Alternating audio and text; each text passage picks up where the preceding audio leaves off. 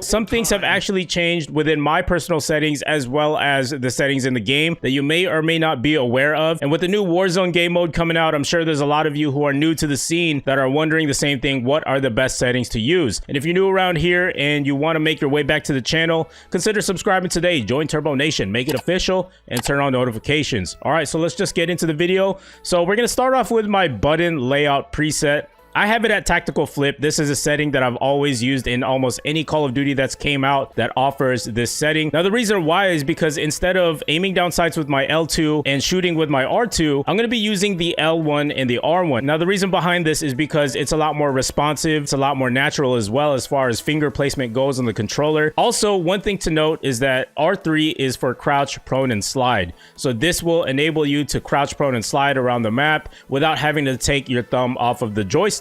So this is also beneficial in gunfights, just moving around the map, just overall movement mechanics. This is going to give you a huge advantage. And you can also use this in situations where there's enemies that just take you by surprise. They come around the corner and you just drop shot to the floor. You should be able to win that gunfight most of the time. All right, so the next thing I want to bring to light is my sensitivity. Yes, I know it's extremely low. It's at a 4. It's very surprising, right? But sensitivity does not determine how well you perform as a player. I know players out there who have extremely high sensitivities and do very well, and players with extremely high sensitivities and do pretty bad. It's all pretty much what works personally for you, and I find that the 4 sensitivity is my sweet spot. If you want to find your sweet spot, just go into a private match, play around with different sensitivities, and you should be able to find what your best sensitivity is. And the same thing applies to your aim down sights sensitivity multiplayer. Mine is set at a 0.80. This is basically that aim down sight sensitivity when you're aiming down sights and your crosshairs are not moving as much when you're aiming down sights. This is something that you also need to play around in a private match. All right, so the next one is your aim down sight speed sensitivity multiplier. This one is only applicable to people who use snipers or zoom scopes. This one is a setting that you need to play around with as well in a private match, but for me, I just keep it at 1. I don't really mess around with the snipers in this game, so that's why my sensitivity settings are the way they are. Aim response curve type, I just keep it at standard.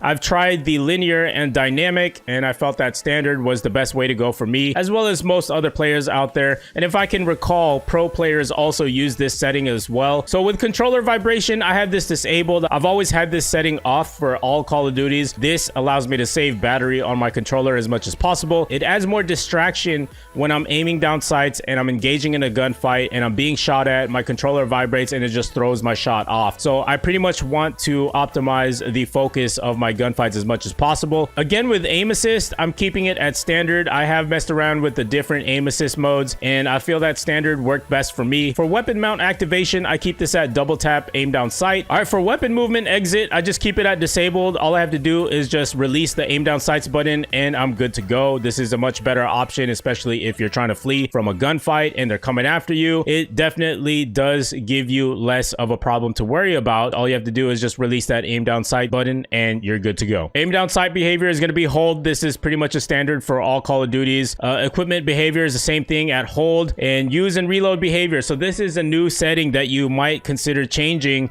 depending on what game mode you're playing. So for Warzone, I definitely recommend putting on contextual tap. So literally this will just pick up weapons, open doors, close doors, or the way you interact with things in the game. Instead of pressing and holding on a button, contextual tap does the complete opposite. All you have to do is literally tap the button and you will be able to pick up items, open and close doors much faster. But there is a caveat to this, and if you're standing over another weapon and you don't want to pick up that weapon and you're just trying to reload, you will actually pick up that weapon by accident, and this could be very frustrating and cost you a gunfight and you happen to be standing over another weapon. But for Warzone, I highly recommend you put on contextual tap. It will help you move a lot faster as you progress around the game when you're looting items and such. But for multiplayer, I would definitely put on tap to reload, just because of the frequency that you come across weapons. You are going to have a higher chance of coming across more weapons on the floor. Depleted ammo switch, this one is enabled. This one will just pull out your secondary weapon whenever you run out of ammo on your primary. All right, so for movement, my slide behavior is going to be on tap. Now the reason why is because it's just a lot more simpler and easier to do. If you have it on hold, your thumb is probably going to hurt after a while and you're not going to be able to play the game a lot longer because of that. You want to preserve the way your thumb feels when you're playing the game, because that's also going to hinder you in gunfights or your movement speed. Auto move forward forward, I have it on disabled because I want to have complete control of my character at all times. Automatic sprint is going to be at disabled, but however, if you do have a defective controller and your sprinting button is not working, you might want to consider putting automatic sprint or automatic tactical sprint. So that's why you would have automatic sprint. Vehicle camera recenter is the same thing, just keep it on enabled. All right, so for brightness, I have this on 50. I don't really mess around with it too much because I'm a content creator. I like to mess around with color correction when I'm editing my videos. That's just a personal preference. But if I were just playing, you know, and I wasn't doing YouTube, I would probably put the brightness up a little bit more just so I can see enemies clearer. On these maps, they tend to blend in really well with the terrain. So for safe area, this is something I've recently changed. I've made it as small as possible. This way my eyes don't need to travel around the screen as much when I'm looking at the minimap or I'm looking at the compass. It's all right there. It's centered in the screen. It's very small and it doesn't get in the way of anything. Film grain is going to be all the way down to 0. I'm not sure why you would want to play with a lot of film grain. Tooltips is also enabled. Subtitles, I personally have them disabled. I find them to be a bit distracting, you know, because when you're looking at what they're saying on the subtitles, it tends to take you away from the actual experience of the game and it could potentially cost you a death. Colorblind type, this one is strictly personal. I feel like with Deuteranopia, the colors stand out more. They give a little bit more pop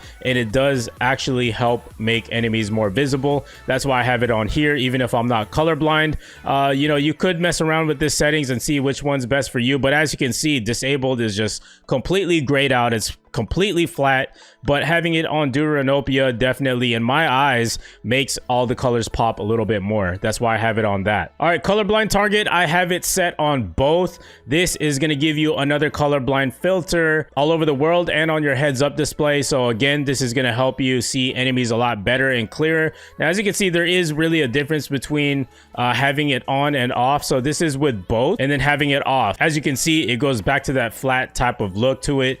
So for me personally, I have it on both. World motion blur, just keep it on disabled. I don't know why some people have it on enabled. It just makes things a lot harder to see, especially when you're maneuvering around the map and it's blurred out. You might not see an enemy that was there, but if it was disabled, you can clearly see where the enemy is coming from. So that's why I would highly recommend putting world motion blur on off. Same thing applies to weapon motion blur. Keep it on disabled. Now the heads up display, this is something that is brand new that was just added recently, and I highly recommend you change your minimap shape to the square. This one's going to give you about just a little over 20% of more surface area on your minimap, and having it on the minimap rotation enabled is also going to be beneficial as well, because the minimap rotates as you rotate and you can see more around you as you rotate yourself around the map. The map will move with you, versus if you didn't have this setting on, you're just going to be rotating and the map is not rotating. Therefore, you're not going to be able to see if there are any enemies within your immediate area. So that's why I would keep it on enabled. All right, moving on to audio. This one is probably one that a lot of you came here for, because this is huge. In Modern Warfare, you can hear footsteps pretty easily, and it could also work against you and work with you. For my audio mix, I'm using the home theater setting. This has definitely changed since my previous settings video. After a little bit more time playing the game, I felt that home theater was the best option for me. I definitely do hear footsteps a lot more clearer,